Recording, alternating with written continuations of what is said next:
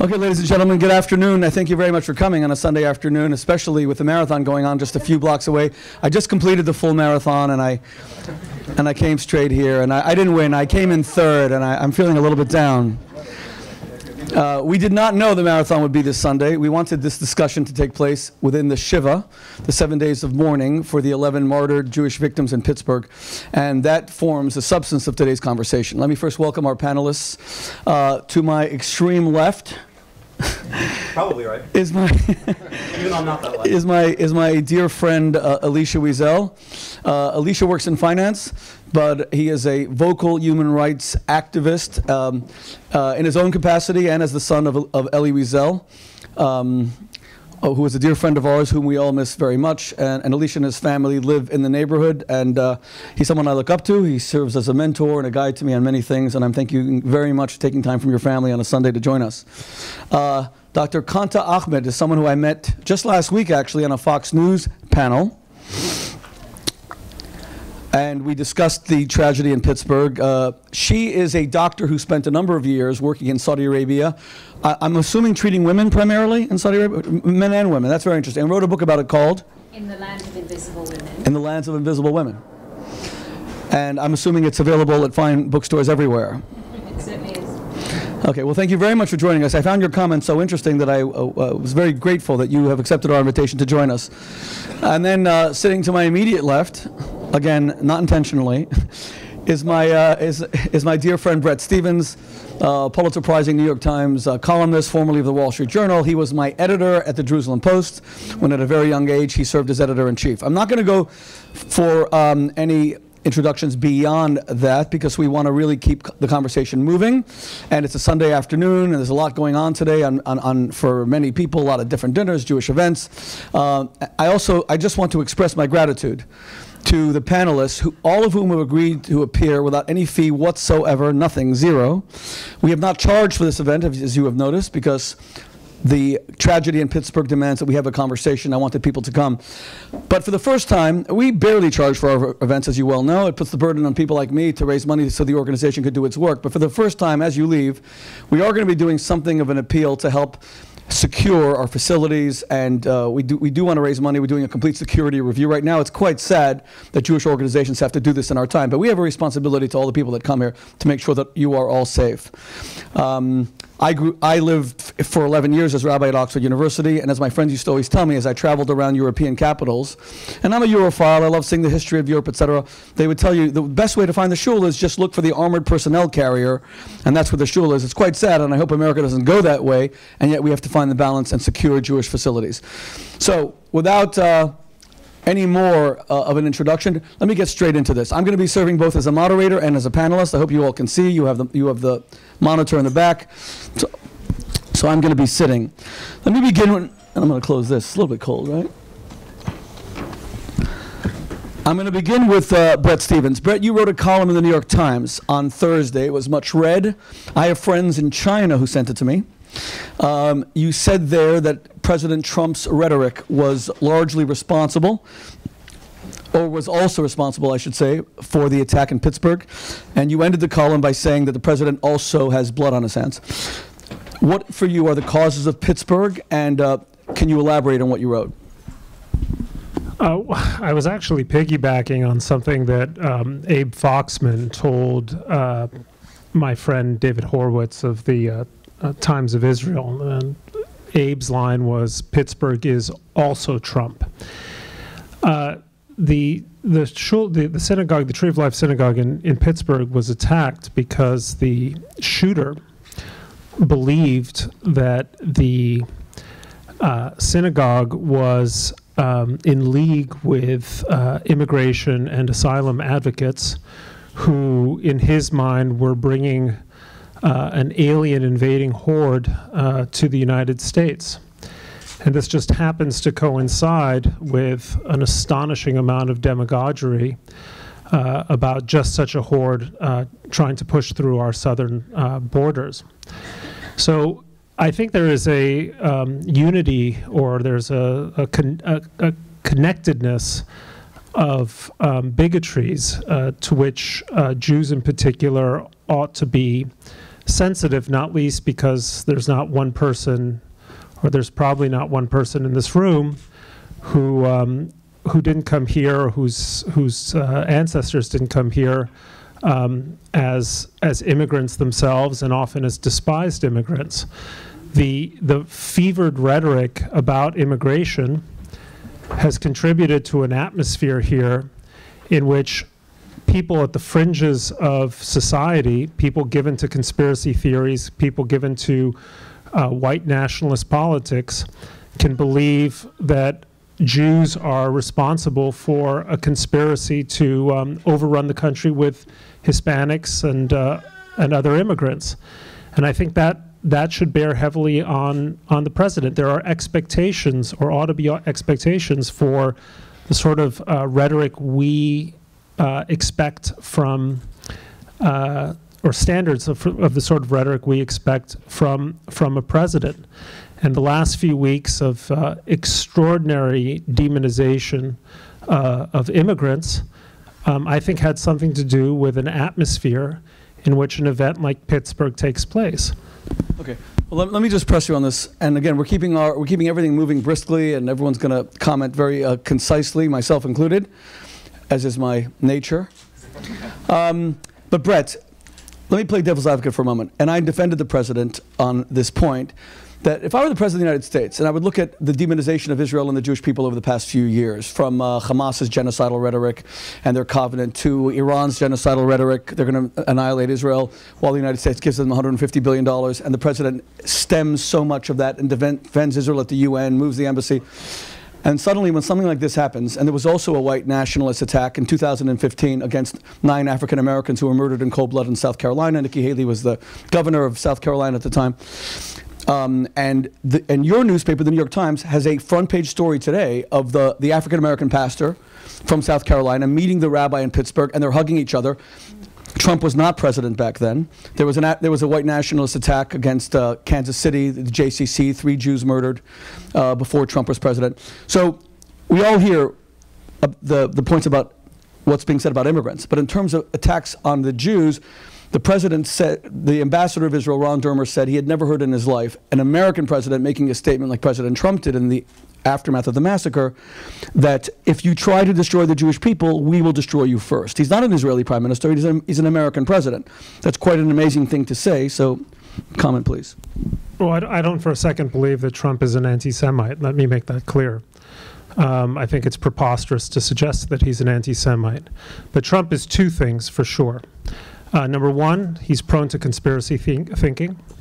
And number 2, he has an animus towards immigrants, particularly immigrants from S-hole countries, many of them south of the Rio Grande, including the one I happen to be raised in.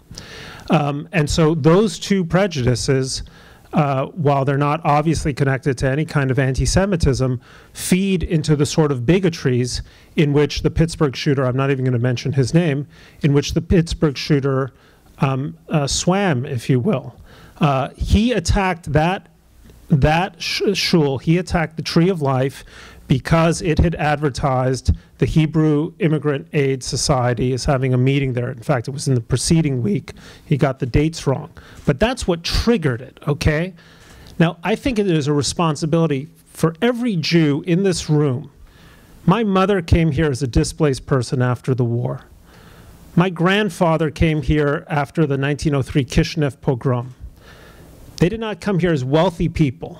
They came here. My great-grandfather was a carpenter. My grandmother was a seamstress at Bergdorf Goodman, okay? They were despised by a certain class of Americans who thought that they were not clubbable, that Yiddish was a disgusting language, that they were given to all kinds of vices, that they were underminers, that they had communist sympathies, one thing or another.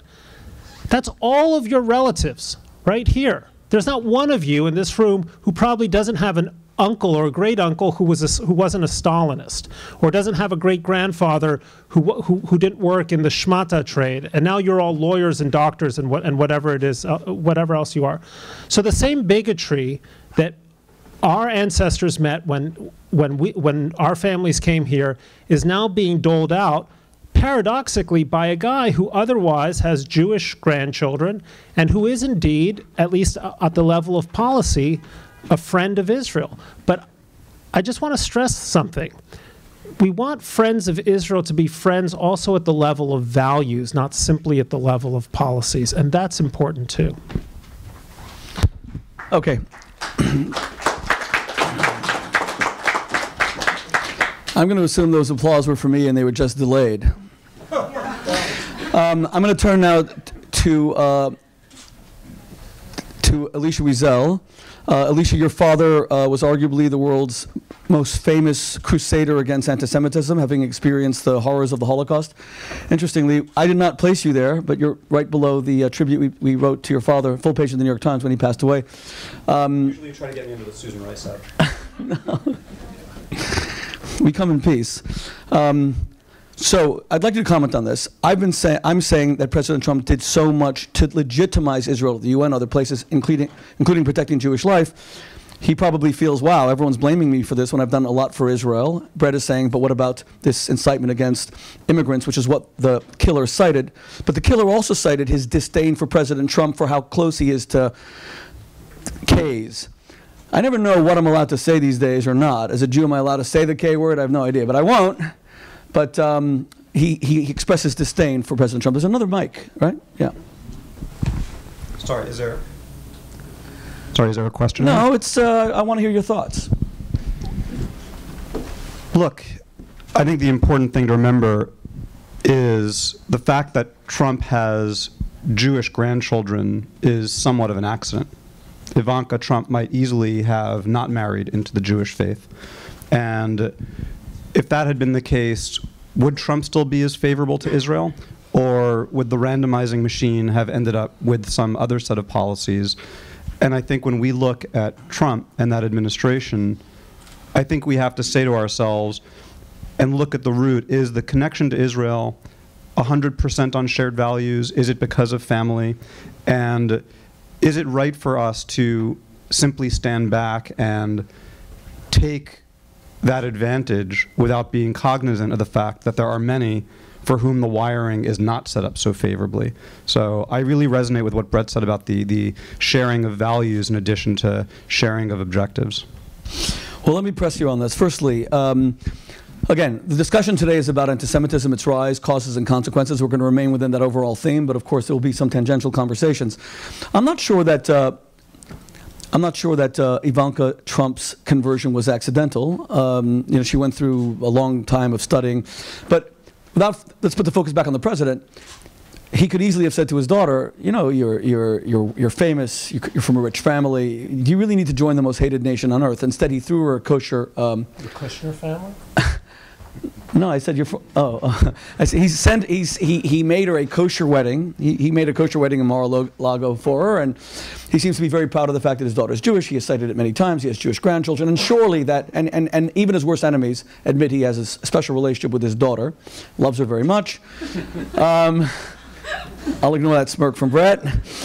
And then the incitement against the Jews, of course it's coming now from the radical right, white nationalists, neo-Nazis. You know this better than most because you gave the Elie Wiesel Award at our dinner 2 years ago to Derek Black and Matthew Stevenson, who you just hosted at Goldman Sachs the other day, because Derek changed from being the godson of David Duke, white nationalist, and became, you know, he repudiated that. It's an incredible story. Now they've turned from hateful rhetoric to becoming terrorists again, as they were in the 60s with Klan.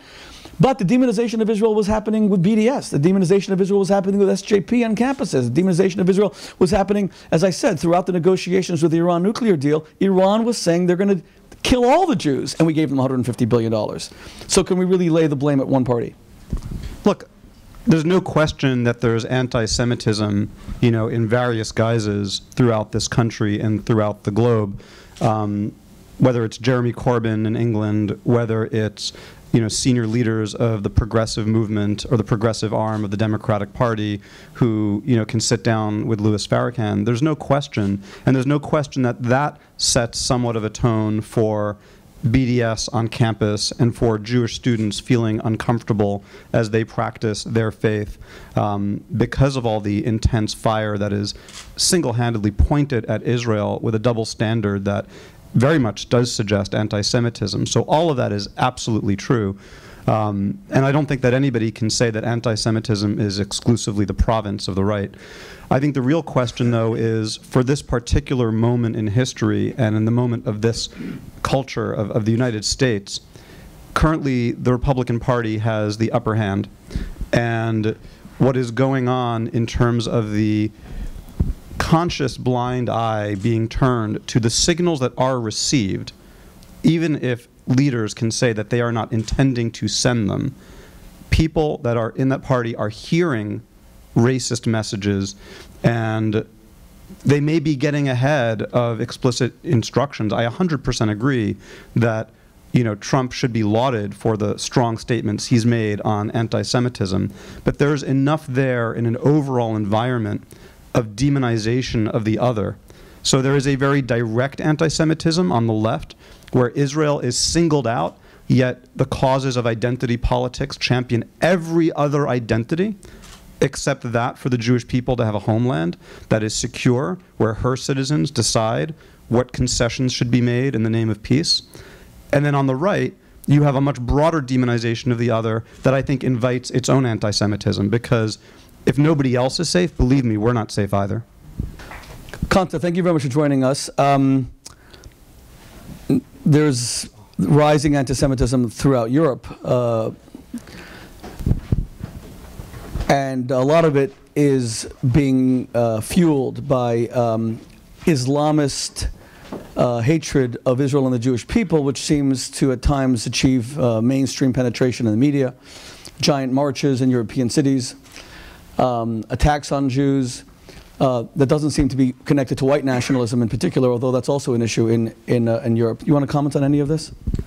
The first thing I would like to say for all Jewish people in America is my enormous condolences are with my fellow Jewish Americans. I think the right words are Baruch Dayan Emet. I'm listening to the discussion about our president, but I've been concerned about anti-Semitism for almost a decade as a Muslim who combats Islamism. I can tell you 3 years ago, we met in Massachusetts as a group of citizens to form the Committee Combating Contemporary Anti-Semitism at the Shoah Foundation, of which I'm a member in the inaugural committee. And our concerns were the rising anti-Semitic attacks in Europe, in Denmark, in France, in Germany, and we collected testimony of those that had experienced those attacks, bystanders, as well as people that were victimized by anti-Semitism, to use them to build tolerance. And 3 years ago, never in my imagination could I believe that we are now going to be doing the same process in Pittsburgh. Anti-Semitism is an enormous challenge, and I never encountered it, even though I'm raised as a Muslim, until I lived in Saudi Arabia the day after 9/11, when anti-Semitic remarks were made to me by fellow Muslims who were equally credentialed to me, as well trained in the United States as I am. We were profiting enormously from our American training. This was the revelation for me when I first began to hear anti-Semitism. As a practicing Muslim, I've been raised to cherish Moses, Harun, Moses' brother, the Torah. These are all foundational tenets of Islam to accept what was revealed to the Jews before Muslims arrived. So anathema to Islam is anti-Semitism, even though Islamic history does have elements of Judeophobia in it, which one cannot deny. What you mentioned, I think, Elisha, is a major concern. It's pronounced Alicia. Alicia, excuse me. Alicia, is a major concern is that there is now increasing legitimization of the demonization of Israel. And that entered my field as a professional physician in 2014, when an incredibly vituperative letter was written in The Lancet, the world's premier academic medical journal, which was essentially a diatribe holding responsible every Israeli scientist and physician for deaths in Gaza during Operation Protective Edge. And it was charging that my Israeli and Jewish colleagues were genocidaires in what should be an apolitical space. And that was a battle that I waged with leaders at Israeli universities, and we were able to publish a rebuttal to great resistance. But what this means is there is an intellectual climate in the United States which allows for antagonism to Israel, or antagonism for Zionism, or antagonism for the existence of a Jewish state to mask enormous vats of anti-Semitism. And that has been allowed to percolate in European public spaces, and I've encountered it personally in American universities. So when I'm not practicing medicine, I speak about Islamism, and did so in New Jersey at Rutgers University with a Jewish colleague who's also an expert on Islamism. We were invited into a Hillel, and I was speaking about experiences in Saudi Arabia, but also in the northwest frontier of Pakistan, where I have encountered victims of radical Islamism, as well as people that live under patrons of Islamism.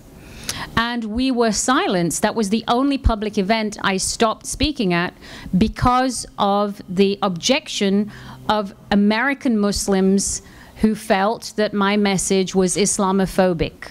And I actually had to leave the venue. More recently, earlier March of this year, I was invited to give a talk by an organization at Harvard Law School called the Friends of Israel. I assume they were Jewish students, I don't know.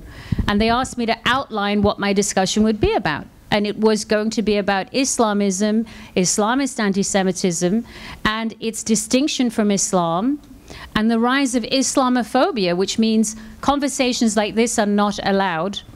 And I was politely disinvited. 2 months later, I gave the exact talk in Iraq to hundreds of Iraqi Muslims who themselves had experienced and survived the rule of ISIS, which of course is not only profoundly anti-Semitic, but also very much animus towards Christians and Yazidis, and Muslims fated me. So in this country now, it is very difficult to talk about Islamism, let alone its role in fueling and legitimizing anti-Semitism. Now, the people that did the attack in Pittsburgh, the man that did the attack in Pittsburgh was not an Islamist, but it is an expression, a manifestation of more conversations, more demonization, a false respectability lent to anti-Semitic thoughts that only adds. And one of the arguments we made on camera last weekend is that we really have to rethink the shelter our free speech laws give to anti-Semitic speech, which is always carrying with it the intention of genocide in those words. It is very different than any kind of hate speech. It should be a genocidal speech, and it should become criminalized. In my assessment, they criminalized songwriters and radio station operators in Rwanda for the very reason it was an integral role to the execution of people in the name of genocide. Yes, the Rwandan genocide was all broadcast from a single radio antenna where they called the Tutsis cockroaches. Okay, well that's a very controversial proposition, because Americans pride themselves on the First Amendment, and unlike in Germany where even Holocaust denial is criminal, here in America it's not, etc. But totally aside, I want to thank you for being a Muslim friend of the Jewish people, and God bless you.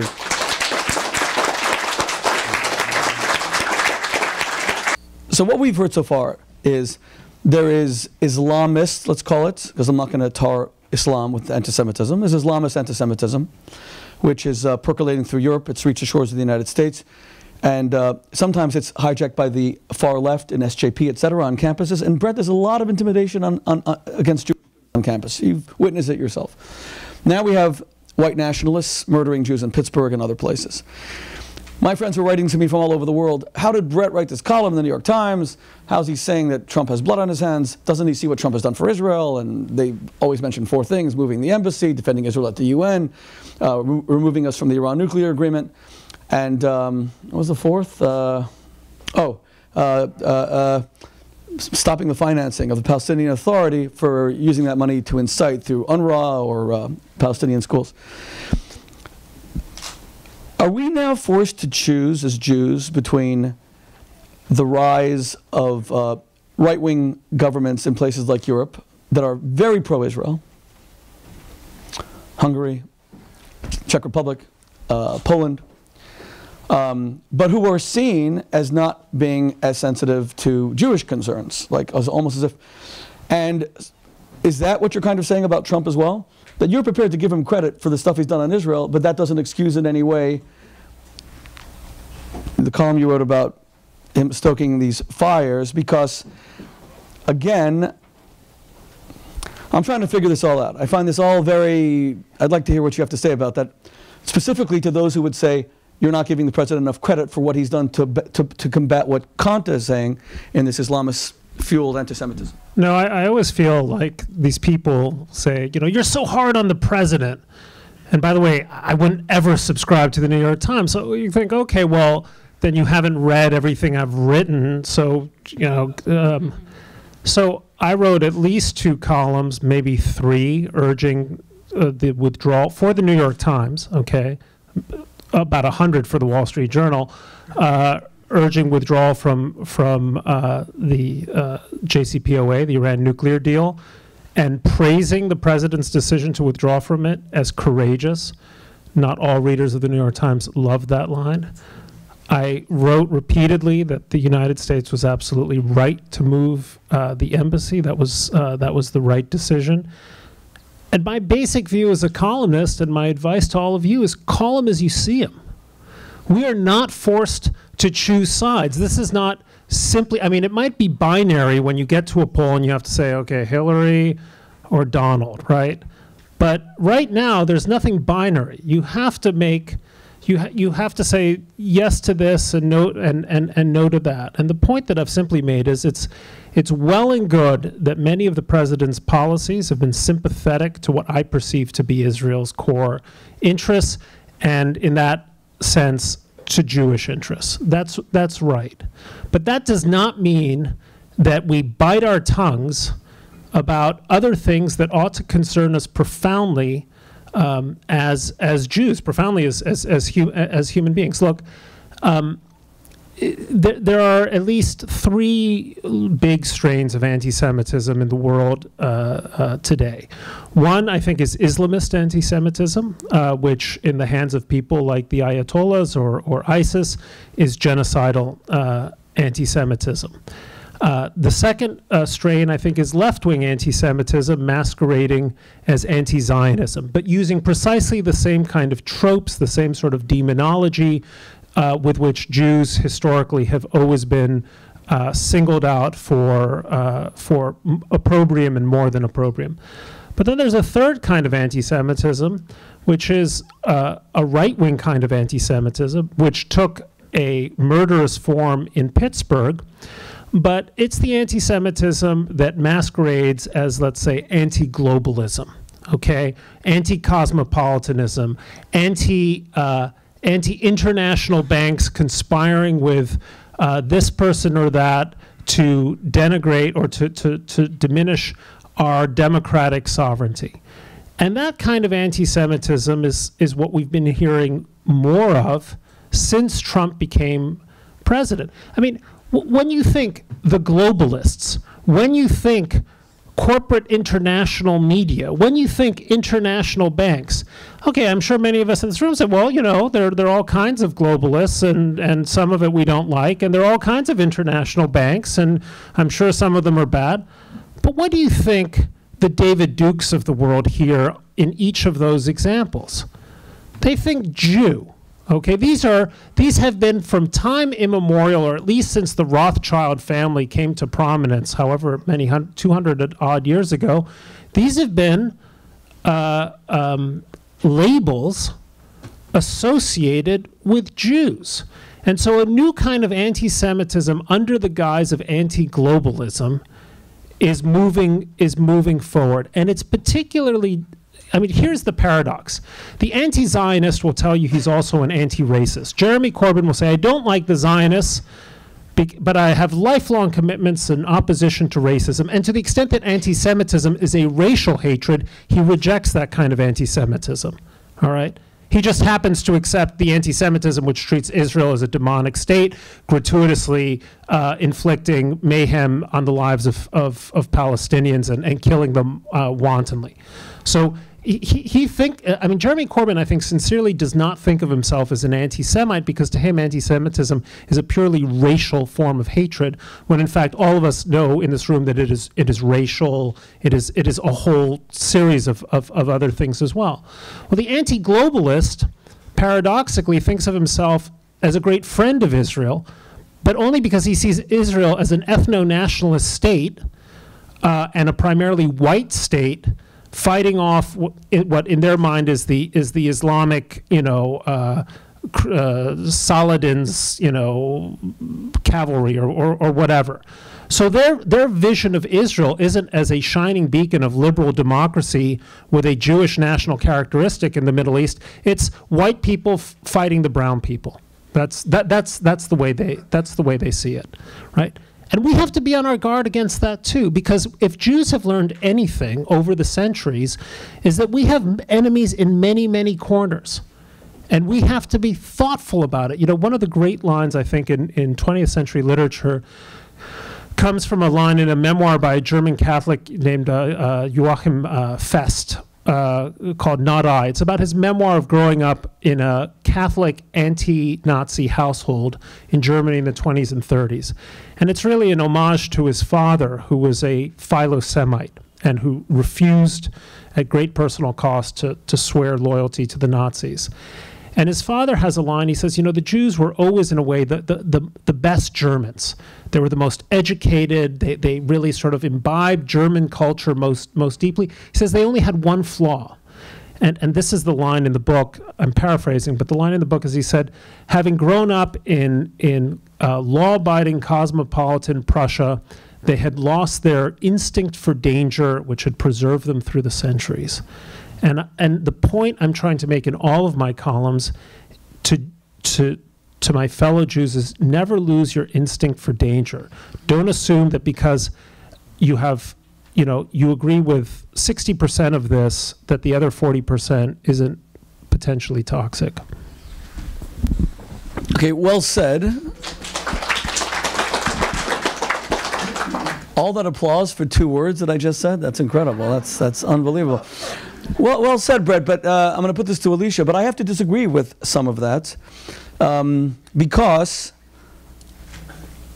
I want to make it more interesting. I have to disagree with some of that, because globalist necessarily means Jew. Listen, as much as George Soros is attacked, I think Sheldon Adelson is equally attacked. He and his wife Miriam did one of our panel discussions here, for those of you that joined us. He's attacked every single day. I don't think it's because he's Jewish necessarily, although I'm sure there are people who are anti-Semites who hate him for that reason, but he supports the Republican Party. And George Soros is attacked as he supports the Democratic Party, or the globalists they see as Democrats. It could be also that there's a healthy dose of anti-Semitism, but the vilification of top donors, including Bloomberg, etc., seems to be because they're Jewish. You work in the world of finance.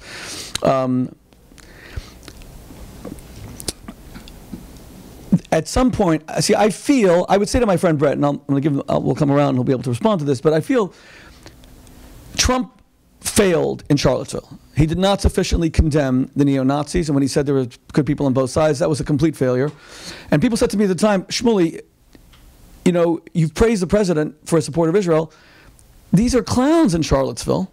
Don't take them seriously. They're clowns. Jews will not replace us. Let them march. Let them with their stupid torchlit parades. They're clowns. Well, these clowns have turned very deadly, okay? Even at the time, I said, I don't care if they're clowns. The desecration of the 6 million comes when you don't condemn them. These are the people associated with the movement that did it. No one would know that better than you and your family, Alicia, right? The murder of the 6 million and you wrote beautifully on your father's grave. He lived to bear witness.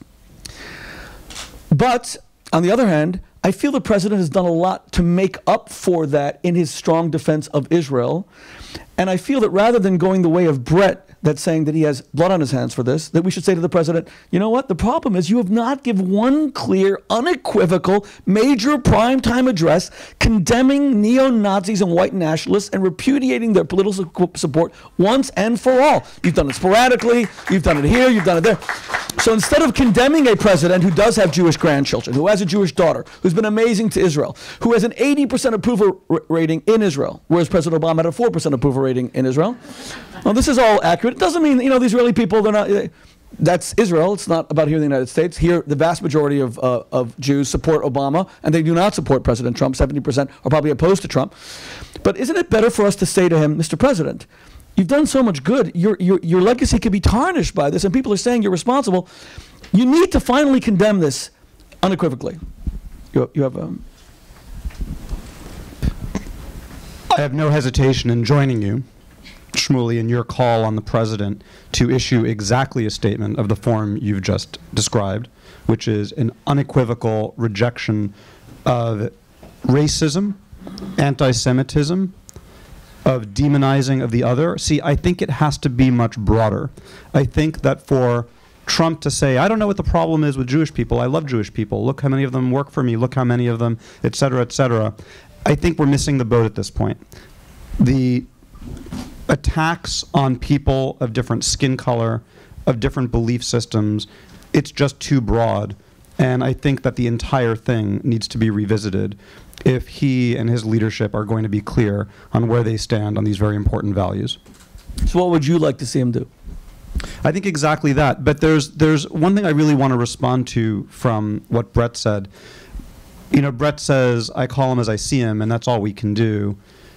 You've said repeatedly, Shmuley, that one of the things that you appreciate about the Jewish faith is that it's all about actions, not character. There's no concept of, does the soul just go to heaven or does it just go to hell? Is there some very simple concept of sin? It's really actions are examined one at a time. One talks about the merits or the problems with an action. And I think that Bret is onto something, because if you think about how we all have to interact with each other, you look at the example that is set.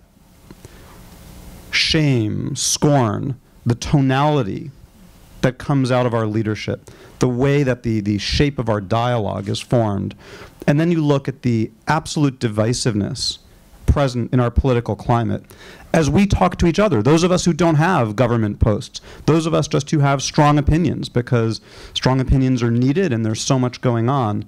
I've never seen, I'm only 46, so maybe I haven't seen enough. I've never seen divisiveness like this. People get down to almost hatred of each other based on their political beliefs. People look at somebody and say, wow, you supported Trump's latest action. I immediately put you in the pro-Trump category. Trump is evil, therefore you're evil, and they start making character judgments. And I see it on, with the way that the left is regarded too. You aren't protesting what's going on in Israel enough, therefore you must be a left-wing anti-Semite, therefore you subscribe to certain beliefs, and that person's bad. We immediately jump to character judgments. And I lay some of the blame for that at the feet of this administration. I think that the character and tone with which we are talking to each other now is informed by that. And when Bret says we have to call it as we see it, I don't just hear, as regards our discussions and our opinions of the administration and the leadership in this country, I take that and I say we have to call it as we see it in our conversations with each other. If somebody has a particular point of view, can we not do better at treating each other with human dignity, understanding the reasons for that view, the context, the backdrop, how is this person brought up, why do they have the positions that they have, and then let's go through their chain of logic for why they have the positions, and maybe we can actually make some headway, either in finding common ground or in changing hearts and minds. So I really wanted to respond to that, because I think the call it as you see it has a ripple effect far beyond how we view our political leaders. Well, Bret told me during the election about balls and strikes. I'm sure you remember that conversation about the need to give praise where it's earned and give criticism where it's earned. And of course that's true based on Jewish values. One of the reasons I have such deep respect for our friendship and for our conversations is that you try to live a life of Jewish values, and the columns you write are through the prism of Jewish values. I just feel that the causes of anti-Semitism are so much broader, and that amidst the rise of white nationalism, which is now, they're terrorists, they're murderers, they're an American abomination, there's so much more that is leading to anti-Semitism that we can't ignore, that is very genocidal. We haven't even talked about Louis Farrakhan, for example, calling Jews termites, which is genocidal. And he's officially from the Nation of Islam. no Muslim should be blamed for that because it's more of a title than Islam. But he did share a stage with an American president, and I'm sure President Clinton was in a difficult position. It was a funeral, but I wouldn't go to President Clinton and say, because of you, Farrakhan felt emboldened to say this because you shared a stage. And I wouldn't go to President Obama and say, because you negotiated with Iran and legitimized Iran and gave them $150 billion, that's why there's a tax on Israelis. When we could say that, if we're going to blame Trump for... So in other words, the president may be using incendiary language, and that should be condemned. And we should ask him to finally repeat. Look at the way he describes immigrants. I mean, just listen to his language. Do you know what I mean? It's not, you don't have to go that far. Yes, Clinton sat with Farrakhan and didn't get up and didn't object, and that's a mistake, and he should have done that. But it's a question of degree, and it's a question of the language that's used and what people hear as a result of that. Okay, Qanta. Do you feel that? Sorry to put you in this spot, but you're someone who speaks out against courageously about anti-Semitism that comes from Islamic quarters. By the way, it's been my lifelong dream to see brotherhood and friendship between the Islamic people and the Jewish people, especially when I was the rabbi at Oxford. There were so many Muslim students, and they came to us to get halal meat because they can eat kosher food, and I was very close to scions of some of the world's leading Arab families, and we argued about Israel, but we were real friends. And it's sad to see the division in our communities now.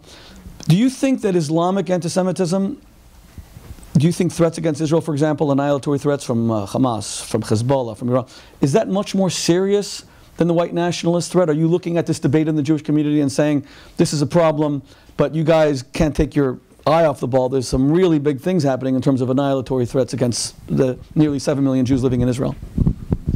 You know, this is such a complicated issue. As I'm listening to my colleagues here, so many thoughts are entering my brain. First of all, Islamist anti-Semitism co-opts anti-globalization, and in anti-globalization it co-opts anti-Americanism and anti-Zionism. If we look at any of the founding documents of Hamas and Hezbollah, and I've only read them in English translation, central to both of them is eradication, annihilation of any Jewish entity, Israel, Judaism, Jewry. There's special punishments reserved for Muslims that associate with the people of the Jewish background. Some claim that the Quran actually says, take not the Christian and Muslim as your friend, interpreting a particular Arabic word as friend instead of possibly arbiters of one's faith. So I think there are two things here, and I don't profess to be an expert on this subject, but I've read and written about it a lot, is there is in the Muslim world and in Islam some Judeophobia. Even at the height of Islamic civilization, if we think about Islamic civilization in Spain in the medieval period, Muslim rulers did provide shelter to people of Jewish faith, though there was a discriminatory status, the dhimmi status, which was considered advanced at the time. It was not democratic, and it would be unacceptable to any Muslim today, but they were allowed to pursue their faith under those conditions. Many Muslims now, in the 20th century and after, with the injection of Islamist ideology, which is 20th century, not 7th century, decide to throw out all the other evidence in the Quran that we are indeed siblings, that we do have the same values, we share the same prophets, and we have the same holy books. This is all discounted in favor of anti-Semitism imported first by secular Arab nationalists who decided, after being betrayed by European colonial powers, that they might want to affiliate with Nazi Germany, and therefore they imported Nazi ideology at around the time of World War II. And then later, once the Six-Day War was so definitively won by Israel and pan-Arab nationalism was completely castrated, resorted to pseudo-Marxist ideology with the Islamists from Sayyid Qutb and so on, as a wonderful ideology to take shelter in opposition. Now, how does that affect modern Muslims? I can only go by what I see in my family or my circle or my years living in Saudi Arabia and moving in the Middle East for about 20 years, which is the Muslim Brotherhood took shelter after Egypt repelled them for a period of time in Saudi Arabia, in Saudi so-called secular schools, though there are no secular schools. So Islamic education in Saudi Arabia was handed over to Muslim brother ideologues So many of the attitudes of modern-day Saudis are anti-Semitic, even though it's divorced from much of what Islam teaches us. Now we add to that the arrival in 1947 of the modern state of Israel. Muslim Brotherhood ideology, Islamist ideology came in 1928. 20 years later comes Israel, or 21 years comes Israel. Now there is a physical entity and a ideologic, geographic, and religionized anti-Semitism that I see as much more lethal than Nazi ideology, though of course Nazi ideology was genocidal. Why would I think it more lethal? Because Islamists have given anti-Semitism that they have largely borrowed from Nazis, religionized sacrament. So Islamists and Muslims exposed to Islamism believe it's their religious duty, not just to disengage and not take as a friend, but see to the extermination of the Jew in any way that they can. And you would think that this is just somebody on a street or Bin Laden fanatic or ISIS fanatic. But I have personally experienced, and only recently learned, that you don't have to be Jewish to experience anti-Semitism.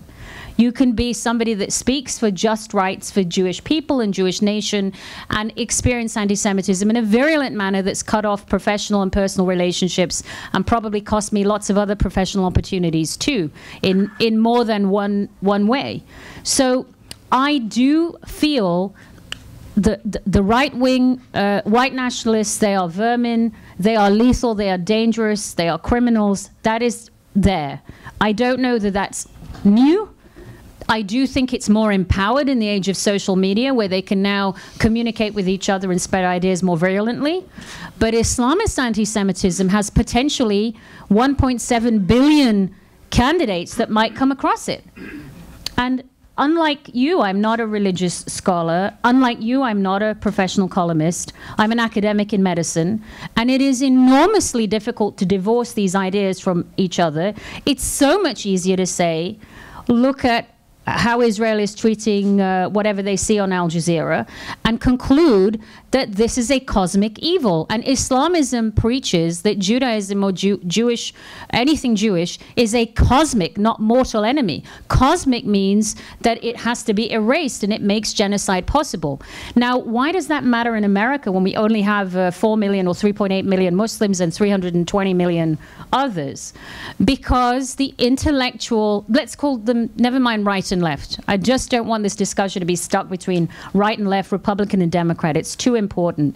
Let's call the intelligentsia, who see under a very effective marketing that a Muslim in America is a victim, a Muslim in America is besieged, a Muslim in America is under disadvantage and privilege. And now we must shelter what is Islamic belief. We must protect Muslim opinions. We must respect Muslim sensitivities. Yesterday, I published about the European Court of Human Rights that has criminalized a woman for holding seminars about the Prophet Muhammad being a pedophile. I mean, it's an offensive, profane thought for me, but by criminalizing it, you make it more difficult for me to have these conversations. So when you said that my remarks are controversial concerning free speech, that's not the controversy. The controversy is to be anyone who is a Muslim wanting to expose Islamism and its contribution to anti-Semitism. It is big because you cannot do it at the preeminent universities here in this country without immediately being labeled as an Islamophobe or someone who's making the environment unsafe or charged or hurting the feelings of a multicultural minority. Well, the Israeli ambassador to the United States, Ron Dermer, again, people here know that he was my student president at Oxford. He actually did say that the United States should do what Israel's doing, which is to monitor social media. There has to be a lot more monitoring of social media. It's not just social media. And Americans are worried about stuff like that, right? Because it's not just social media. It is the acquiescence of the intellectual space to the BDS movement at the expense of intellectual thought. And much of the university centers in America are funded by patrons of Islamism, whether it's Prince Al-Walid bin Talal or whether it is another entity, where there is no interest in exposing Islamism and differentiating it from Islam. So this is a duplicitous and dangerous game, and it's dangerous The Pittsburgh synagogue shooting was obviously lethal and devastating. Much more dangerous is what is happening to the intellectual minds of the future.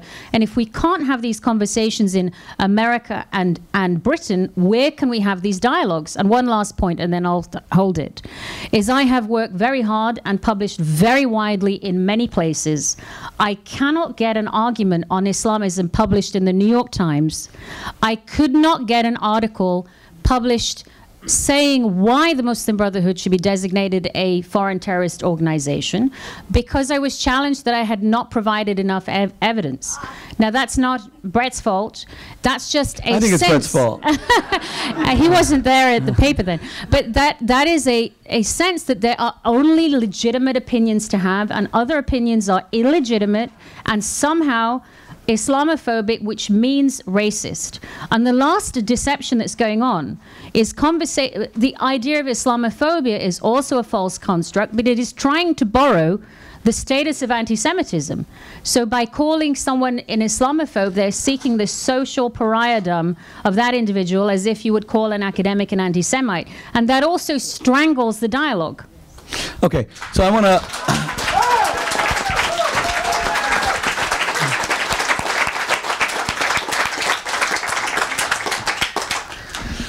I don't feel that anyone's done that for me this whole afternoon. So let me, before we go to questions, I'm now going to take your comments and put it to Bret and then to Alicia, then we're going to go to questions. I'm going to digest what you're saying by making the argument. It seems that Qanta does feel that the Jewish community doesn't have its eye on the ball anymore after this lone wolf attack in Pittsburgh. It was lethal, you said, 11 murdered Jews, innocent Jews, horrible, horrific. No words to describe the tragedy, but she's saying, but Islam could be genocidal. That no one really believes that white nationalists can perpetrate a genocide against the Jewish people. If you were to ask me tomorrow, could there be a Holocaust in the United States? Islamism. Islam. So let me correct myself. Islamism is capable of being genocidal. And maybe that's how, Bret, maybe that's how Israel feels. Maybe that's why Prime Minister Netanyahu has a very strong relationship with President Trump, praises him constantly. It was the Ambassador Dermer who went with President Trump to Pittsburgh. Your newspaper did a whole story about that. Maybe they feel, yes, this white nationalist stuff, it's disgusting, it's abominable, it's murderous, it's bloodthirsty, but it's nowhere near the threat that we're facing with all of these genocidal neighbors. And we have a president that kind of gets it and has been defending Israel and addressing the delegitimization of Israel in forums like the UN, and while calling on him to do more against the white nationalists and not stoking this hatred, the Islamist anti-Semitism is much more serious, much more dangerous, and we see it on all the campuses, the delegitimization of Israel. How do you respond to that? Well, I don't disagree I endorse just about every word you said just now. I thought that was very well said. Of course, in the scheme of the current scheme of the threats to the Jewish people, despite the immediacy and the pain of what happened in Pittsburgh, one clearly unhinged loner with access to guns doing what he did is not on the scale of an Iran cheating on the nuclear agreements and getting closer to possessing the sort of weapons that could inflict carnage on Jews on an infinitely greater scale. I would just offer a qualifier, which is this. You made some historical references. Israel came into existence in 1948 at the birth of what is now sometimes derisively called the liberal international order. And the liberal international order really means nothing more than the idea that the leading liberal power, I'm using the word liberal in the expansive sense, not in the narrow ideological sense, but the expansive sense of countries devoted to ideas of liberty.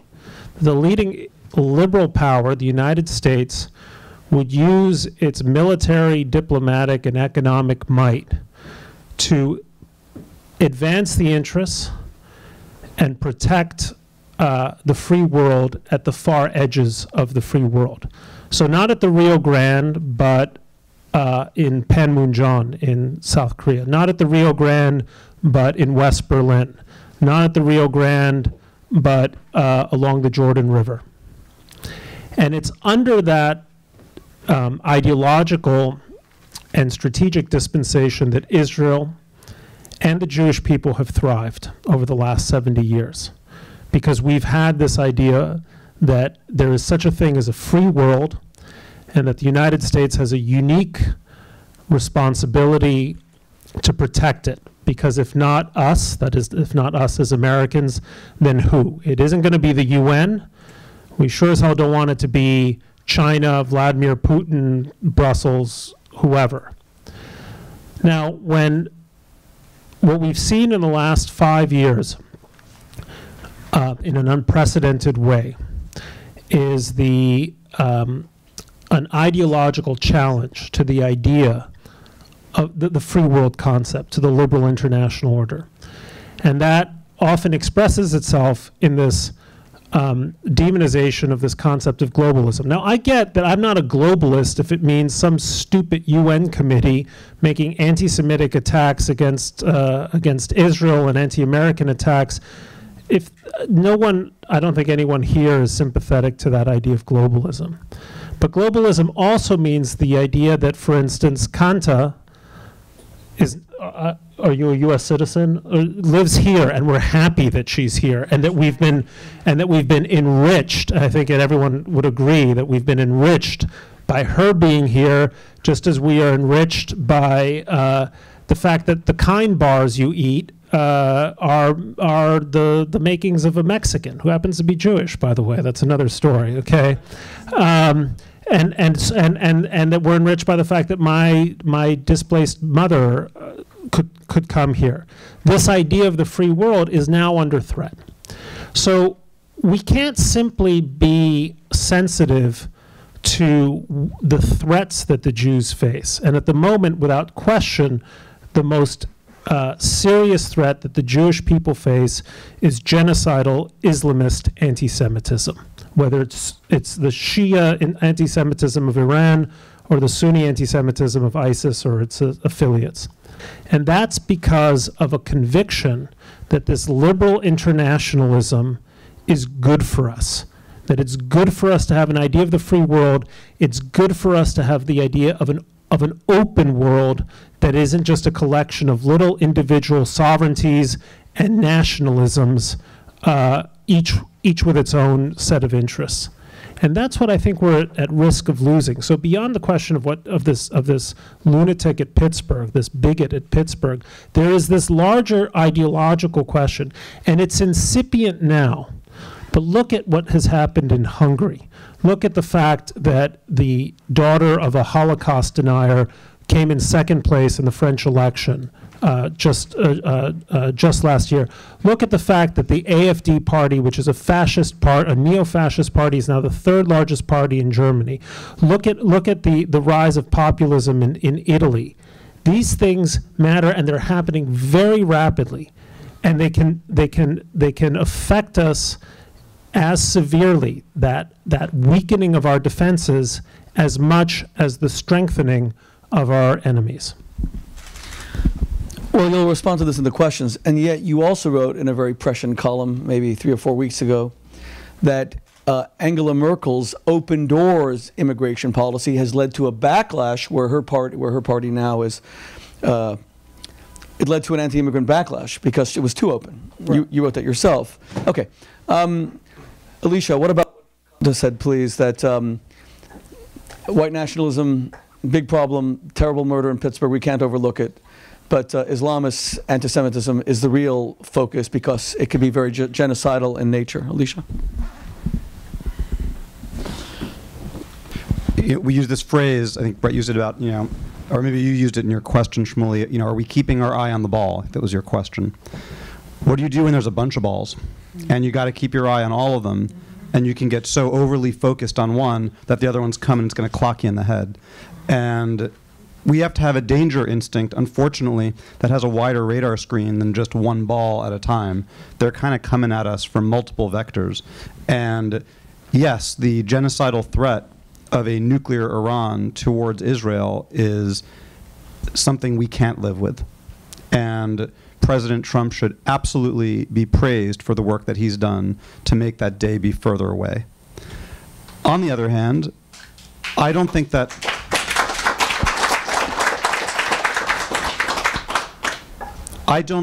we win if the America that a decade from now we all inherit is one that has a poisonous atmosphere to people with different skin color or backgrounds or belief systems. I think we lose. I think we lose as Americans.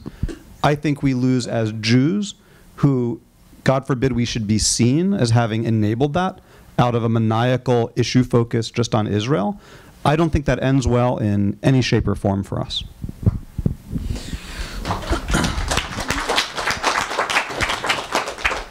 Okay, we're going to go to questions. I should say that I'm actually a little bit worried that the interests of the American Jewish community and Israel, they're no longer as aligned as they were previously. That the Israelis, they see this attack as terrible, but they feel they've probably been through this 1,000 times. And we'll have to devote an entire evening just to that, discussing how American Jewry and Israeli Jewry really are moving further apart. I look forward to seeing a column from Bret on that at some point. I'm going to begin with someone who isn't even raising his hand. I have a close friend who is here. He's a world-renowned Jewish scholar. Rabbi Chaim Miller is the author, for those of you who know it, the Gutnick Chumash, one of the great modern commentators on the Bible and so many other books. We spent Shabbat at his house yesterday. I can't believe you came all the way here. But true scholar. We know each other going back almost 30 years to my Oxford days. And Rabbi Miller, do you want to ask a question?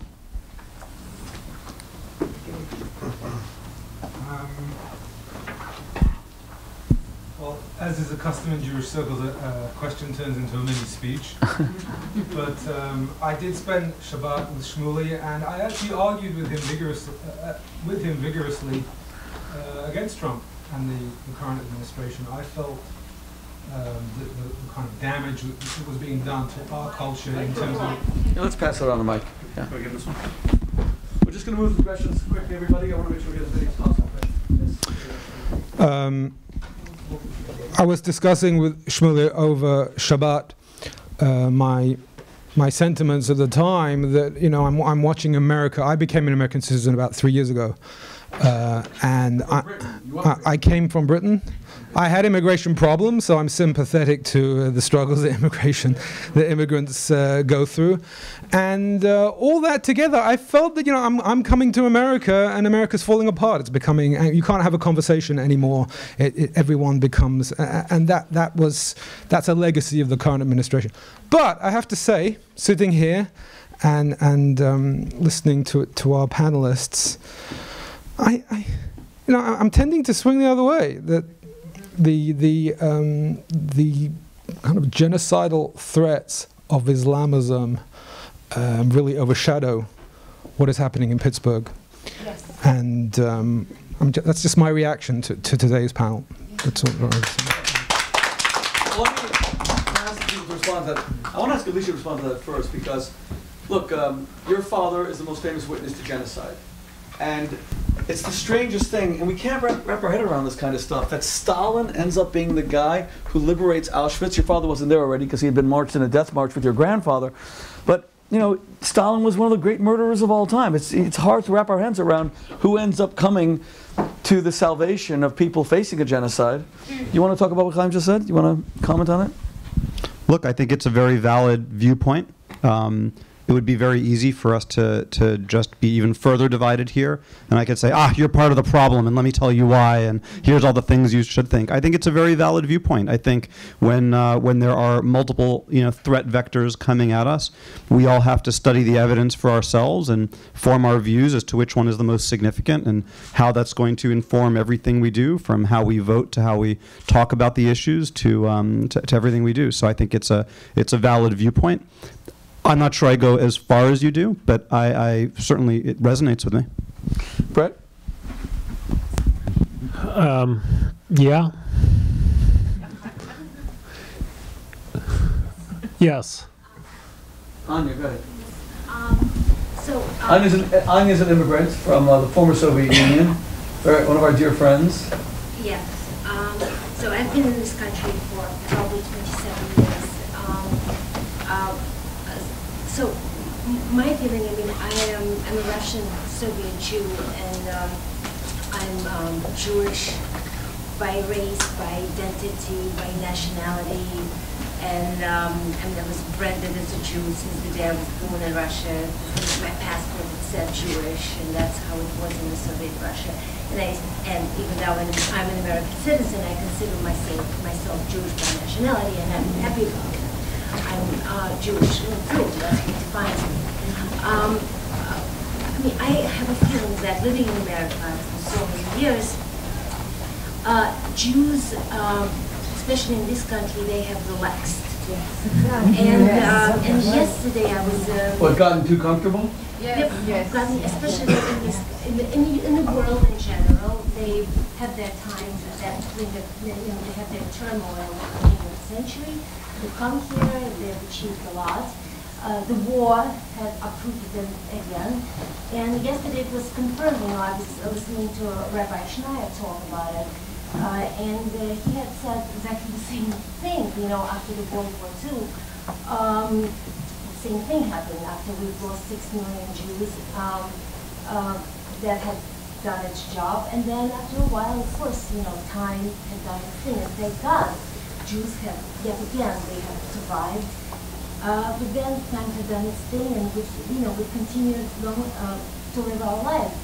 But then the comfort of living in this country and in Western Europe had made us forget. And the comfort of living in democracy had made us, it's become a playground almost. You know, we're talking democracy, we're playing democracy. And I'm looking at it, you know, again, as a Soviet Jew, very Americanized. It's still, you know, Soviet Jew. I'm also an attorney, so I'm trying to look at things from very different angles.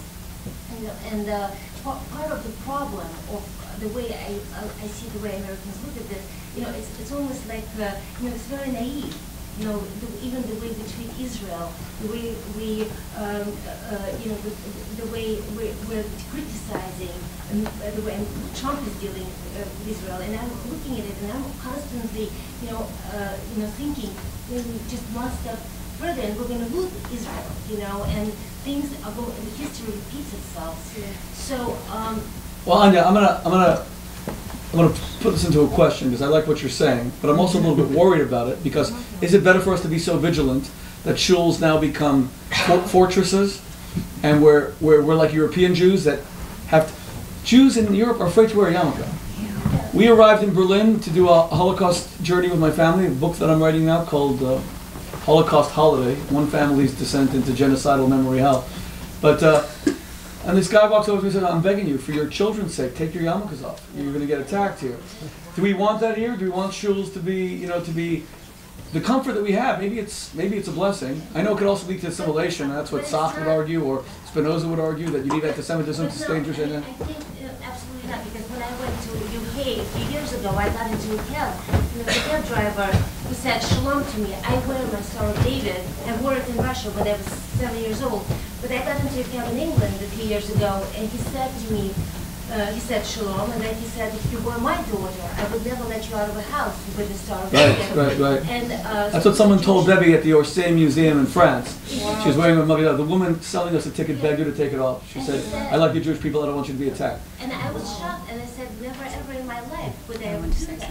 And I did it in Russia, and I certainly would take it off in London. So, no, absolutely not. But that's not what it is. It is an inner understanding that a Jewish person, the inner understanding of who you are, that you constantly should never forget who you are. And yeah, but must that come from external hatred? Just 1 second. I want to put this to Bret, actually, because he just spent a year, partially, his family was in Hamburg, Germany, and you've seen Jewish life in Europe compared to Jewish life in New York. You live in Manhattan, but it had to be very different. What do you think about what Anya's saying? Have we become too complacent? That was the point I made earlier, which is that you know, German Jews who stayed in Germany in the 1930s constantly or convinced too long that Hitler was just a clown and a little corporal who couldn't possibly mean what he said, all of them ended up in Buchenwald and Auschwitz and other camps.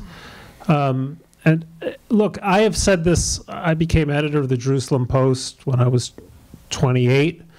And I've been saying this for a long time in terms of our complacent attitudes about Islamist anti-Semitism and the point that Qanta made, which is the slow suppression, not so slow, but the suppression of necessary dialogue and conversation and thought, especially on college campuses, about the threat that represents.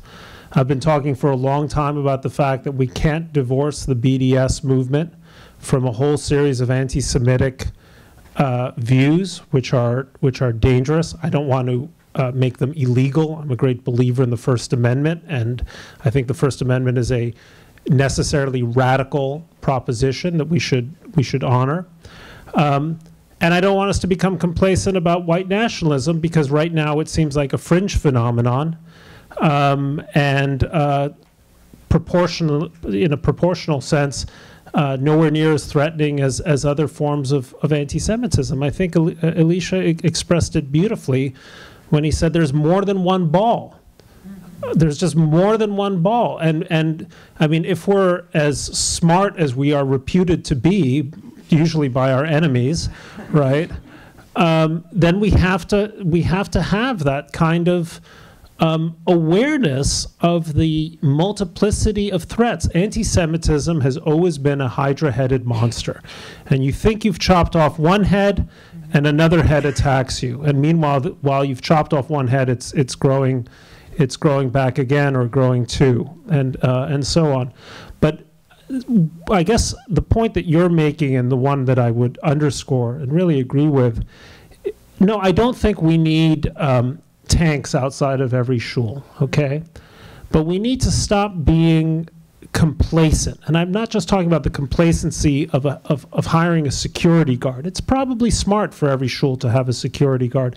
I'm talking about a deeper form of complacency, the idea that we have this enemy but not that enemy, that we can relax on this front and be on our guard on the other. That's just not a luxury that we can permit ourselves.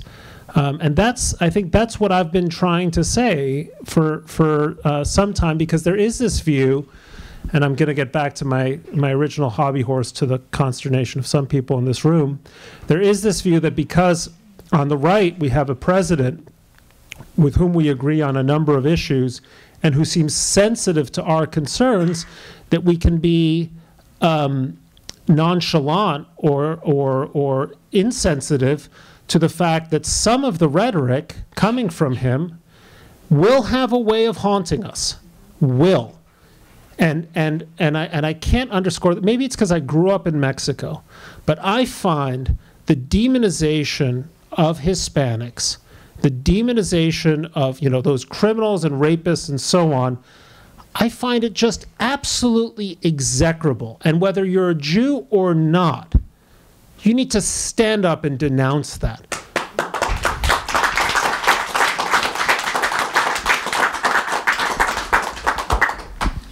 Okay. You know, what I was actually going to say is that I wanted the next question to be to Qanta. So, sure. To the lady in the staircase, I would ask you, please wear your Star of David where it can be seen. I had a very sad anecdote I'm going to share with you on Monday morning when we came back to work after the synagogue massacre. And I work with a lady who's 63 years old and Jewish. She puts my patients into the room and has been doing that for about 20 years. And I expressed my condolences, and she began to cry. She's American. And she said, I feel too afraid to wear my Star of David. And I started to cry myself, but for different reasons. 20 years ago, I was a physician in Saudi Arabia, where it is illegal to show any religious symbols other than for Islam. And I had Christian nurses from the Philippines or Britain who would wear the crucifix. And I had to remind them, please hide your crucifix. to safeguard them. And I felt appalling because I felt like an oppressor. But to see that climate in the United States now, that people are afraid to wear their religious symbols, is heartbreaking to me. And I actually wrote to the leadership of NYU, where I work, and explained that this had happened. So we need to wear our religious symbols here. I know that in Europe, many Jewish people, I think I was reading in Sweden, the parents are told, we're not sure we can safeguard your children here at this school. And so parents have to safeguard their children and send them to a Jewish school. So I understand that there can be a risk, but if we start to hide our symbols, then we've lost an essence of America, which is something that is idealized beyond.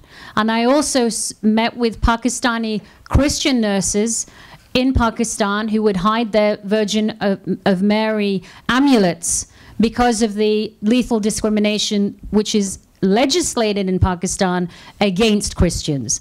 So while Pakistan has just ruled that the charges against a Christian woman were unlawful and the Supreme Court has finally freed Asia Bibi, though her lawyer has fled the country because he may be executed and we're looking for a foreign place for her to go, we can't have Americans not wear their religious symbols. President's Special Advisor for International Negotiations and effectively the Chief Middle East Negotiator. He's in Israel right now, I believe. He's the one that arranged the President's visit to Pittsburgh last week.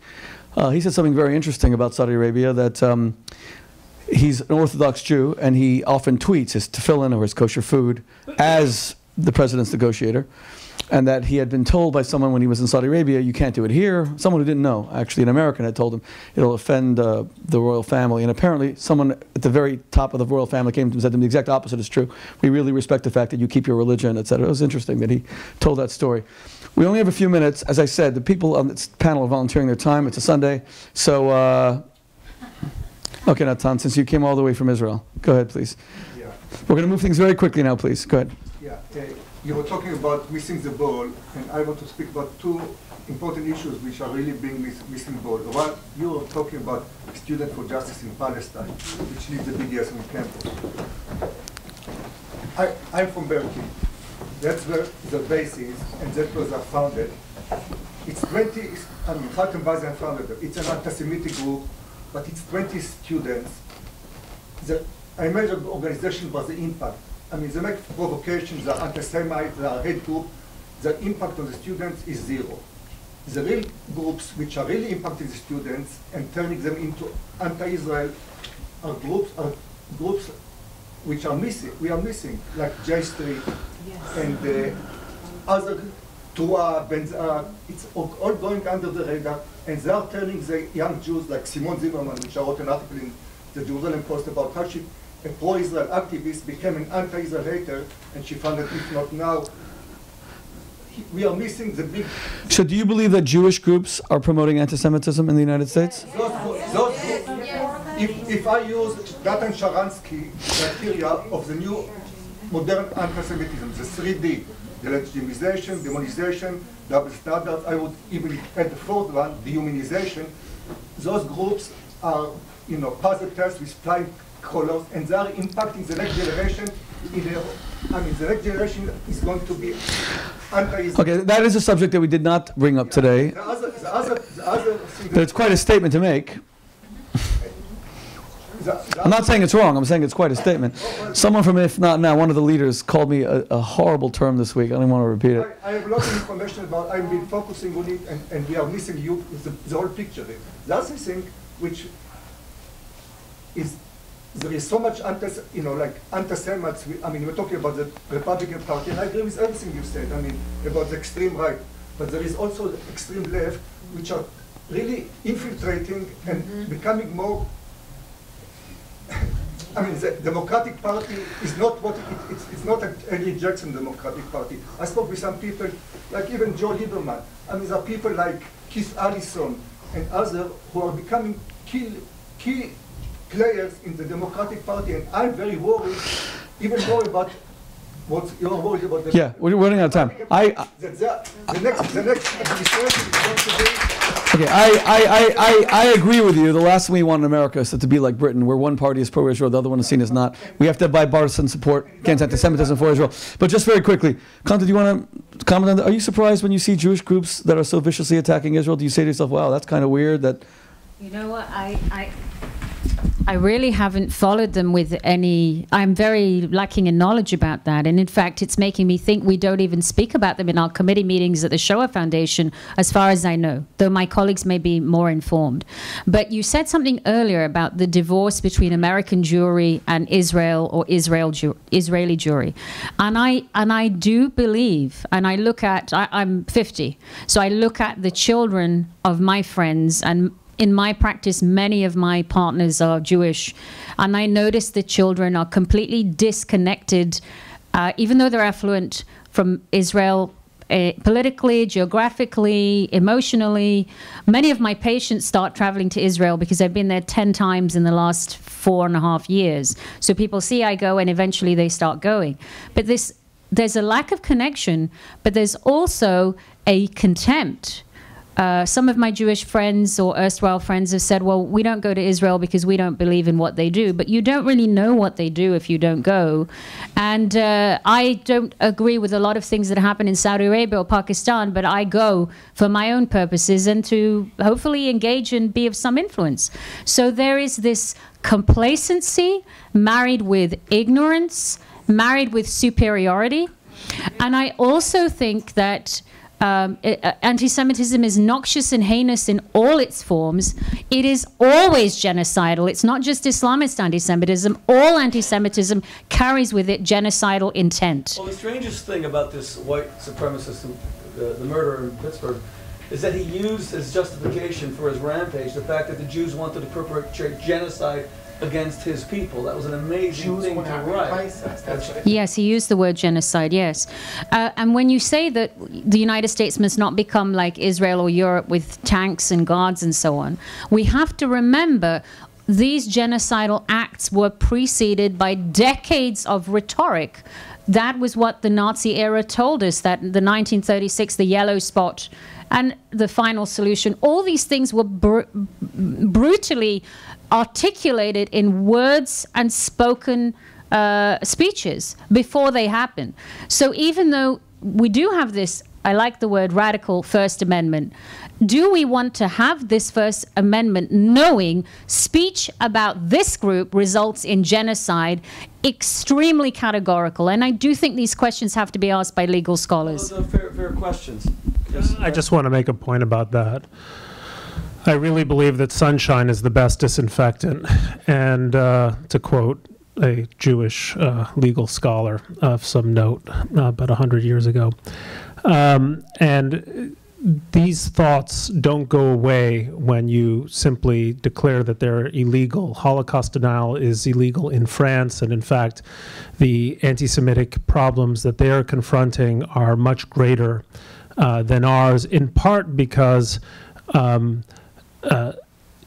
trying to push these ideas underground gives them a cachet of certain kind of electricity that they don't have when people have a right to say heinous and awful things. So I think the best, at the end of the day, and this is maybe one small area where Qanta and I disagree, at the end of the day, we are all better protected when even the speeches and thoughts that we find so repugnant and are repugnant are allowed. Otherwise, stupidity becomes dissent. Otherwise, bigotry becomes a form of sort of a social. Yeah, exactly. Did you object to Facebook taking down Farrakhan's Jewish termite speech, which they did?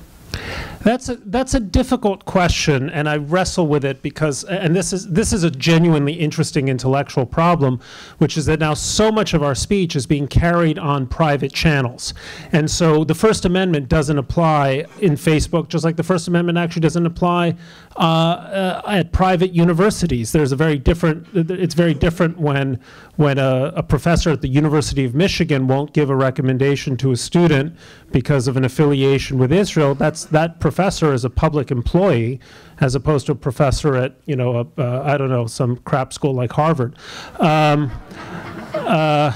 So that's a kind of a naughty question. My instinct is to say that generally speaking, we are well served when private corporations or institutions like private universities or Facebook try to honor the spirit of the First Amendment as best as they can. Why? Because when they don't, it simply pushes that drivel over to the 4chans and other social media that become bulletin boards for this kind of talk.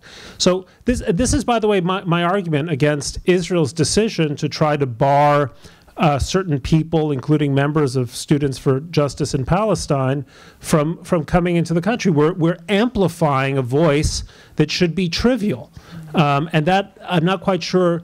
Leaving the morality aside, just ask yourself as a matter of tactics, is this really smart for Israel to take some 21-year-old student, Lara Al-Qassem, who had an affiliation with the SJP in Florida, and turn her into a free speech martyr? It just makes Israel look foolish when we're talking about the hierarchy of threats that Israel faces. I don't think Lara Al-Qassem is the same as a Qassem rocket. Or Peter Beinart. Okay. We're really out of time. I should just add, Bret, but just remember, we'll discuss this, God willing, at another time, that I saw the article, the column that you and Barry Rice wrote about this. It was well argued. But remember, BDS transcends just a desire to criticize Israel. It seems to be a desire to have Israel destroyed economically. And I should just mention that Churchill famously said that during the war that he believed that Israel could survive the Luftwaffe and the Wehrmacht, Operation Lionheart, which never happened, the invasion of Britain. What he most feared, he said, was the economic destruction of Israel through the U-boats. If Britain were to be caught off, what did I just say? Israel, God Almighty, same thing, Israel. Anyway, so BDS is a little bit more insidious, but I take your point. I'm going to put the final question to Alicia Wiesel, and then we're going to end. Then I'm going to do closing remarks. So give us a moment. Now I have a closing comment. Can I just twist whatever question? Sure, of course. If your father were alive today, we would have a towering moral authority who could give us some guidance on these very difficult matters. And it seems that we lack that. Today, Chabad is going to have a giant dinner. All of its emissaries from around the world. I plan to go to it. The Rebbe also isn't alive. We just got this last night in Crown Heights. Beautiful charcoal of the Rebbe. But your father was the world's foremost voice against anti-Semitism. You marinated in his ideas, his thoughts. You're his son.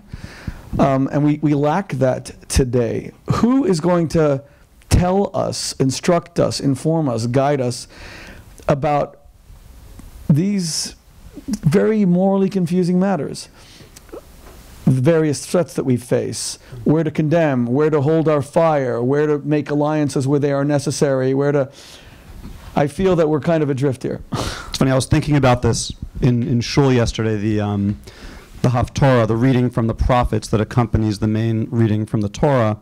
It's this very interesting part where King David is old and he's no longer effective, and one of his sons, Adoniah, is running around rampant. And it says in the, I'm going to get the Hebrew wrong, but it basically says he was running around because his father had never looked at him and said, "What are you doing?" And it feels like we're a little bit in that time as well, leaderless with regards to moral authority. I got to tell you, I don't think that there's any answer other than, for so long, especially generations like ourselves with immigrant backgrounds, Holocaust survivors, we talk eternally about the work that our parents, grandparents, great-grandparents had to do to survive adversity, keep their faith and values intact, and thrive despite it all. They're no longer here. It's on us now. I don't think there's anyone else to do it for us. This is our time. We have to figure this out. And you know, I want to talk about what that means for a moment with regards to how we interact with each other. Somebody I respect posted on Facebook this morning a picture of my dad, one of my dad's quotes, and her comment was, you know, now everybody has to go vote Democrat, join the resistance. Look at the quote from Ellie. And, you know, and I really thought, and then she said, and, you know, if you're sitting there in the cozy middle, comfortable in your middle view, now's the time, you have to get out of the middle. And I got to tell you, I don't know that to identify that there are multiple balls of anti-Semitism means I'm in a cozy middle. I got a report from the middle right here that the middle is like full of sharp rocks, and I'm cutting my feet. And no matter who I talk to, everybody's angry because I'm not focused on their particular issue. I'm seeing all the issues, and I'm worried about the whole thing. But what I want to just comment in closing is, as an American Jew, I feel a tremendous obligation to the security of the State of Israel. The State of Israel is the reason that we will never again have a Holocaust. That's the reason we can feel that way.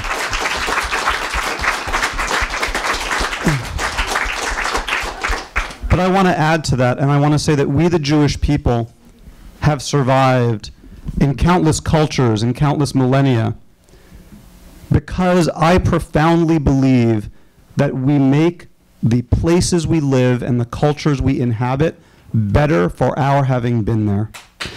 And now is a moment where we have to ask ourselves not only what is our responsibility as Jews with regards to the security of the State of Israel, but we also have to ask ourselves as Americans, are we really here just tourists? If Israel's okay, but America goes down the tubes, is that really okay? I don't think so. We need a strong, value-based America that we can be proud of, because we are American citizens and we love this country and we want it to be the best country it can be, because that runs in our blood too. I feel that very passionately as an American.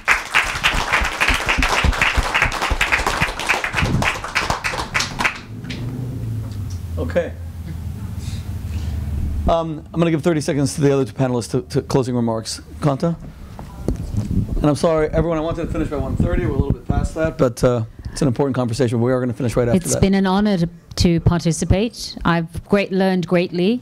I think, if anything, we should seek ways to expose Islamism as a great impostor of Islam and a great vehicle of anti-Semitism, and to strengthen civil Islam at the expense of others that masquerade, that are truly political totalitarians. I think that's what we need to do.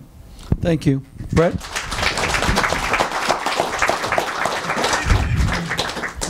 Look, if there's something that gives me a great sense of confidence in the kind of country that we are and will be, it's the pleasure of meeting you and sitting and having you join this panel. I think it says so much about a broader set of humane values which join us across faiths and across races and across ages and generations. I think Alicia was absolutely right that we have a responsibility to this country also. We're not just in it as Jews, although of course we are, but we're in it as Americans. And what we can offer America are a set of values which I do think are unique. We believe in offering hospitality and kindness to strangers. We believe in the value of the iconoclast and the gadfly. We believe in things like a sense of conscience and an idea about truth.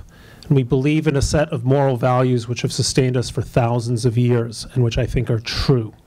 And we ought to honor those, not compromise on them for the sake of a political expedience. That's our greatest gift to the country, however you vote on Tuesday. Okay. Thank you, Brad. Please be seated for just a moment. There were many courageous things that were said today. By far the most courageous was Qanta telling us her age.